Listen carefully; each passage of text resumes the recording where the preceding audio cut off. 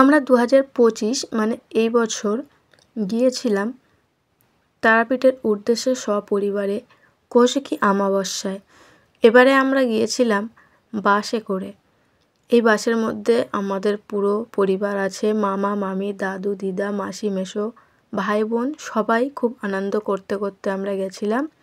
21শে August আমরা বাসে উঠি এবং সারা রাত জার্নি করে 22শে আগস্ট আমরা সেইখানে নামি। কিন্তু কৌশিকী অমাবস্যায় অতিরিক্ত ভিড় হওয়ায় আমি পুরো ভিডিও ভালো করে নিতে পারিনি। আর ভিডিওটা করার একটাই উদ্দেশ্য, সবাই মিলে একটা জায়গায় গেলে সেটা একটা স্মৃতি হয়ে থেকে যাবে এই ভিডিওর মাধ্যমে। তাই যখনই আমরা সবাই একসাথে বেরোই এইভাবেই ভিডিও করে রাখি। তো এটা ছিল পরদিন কৌশিকী অমাবস্যায় তারাপীঠের ভিড়। আর এখানে আমরা আমাদের পুরো টিম বাসে যে কজন ছিলাম প্রায় 70 জন মতো ছিলাম, পুরো টিম বসেছিলাম যজ্ঞে। এখানে আমিও ছিলাম এবং আমার পুরো পরিবার ছিল। এটা ছিল কৌশিকী অমাবস্যার দিন দুপুরবেলা।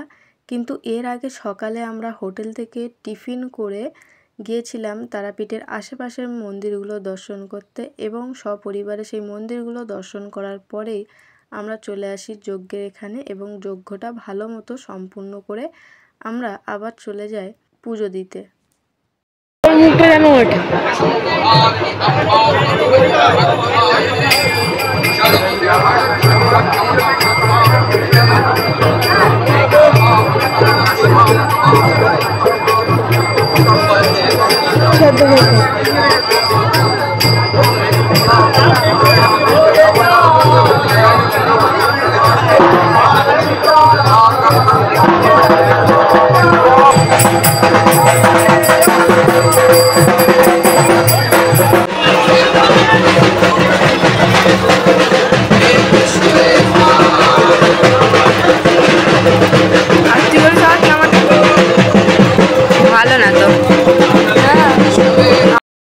তো এটা হলো মণ্ডমালিনীতলা। এখানে কত পরিমাণে ভিড় তো দেখাই যাচ্ছে।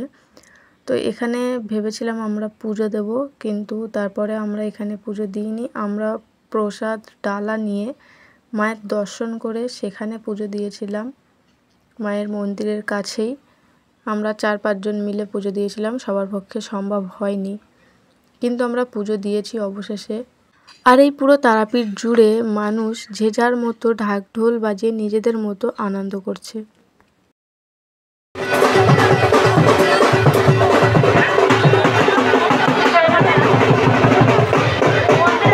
তবে সব ভালোর মধ্যে কিছু খারাপ হলো, এখানে প্রচুর মায়ের নামে ব্যবসা চলছে। তো এসবের পরে আস্তে আস্তে এত পরিমাণে ভিড় হয়েছিল যে আমি আর পুরো ভিডিও করতে পারিনি। তো পুজো টুজো দেওয়া হয়ে গেলে আমরা আবার বাসে উঠে বাড়ি ফিরে আসি।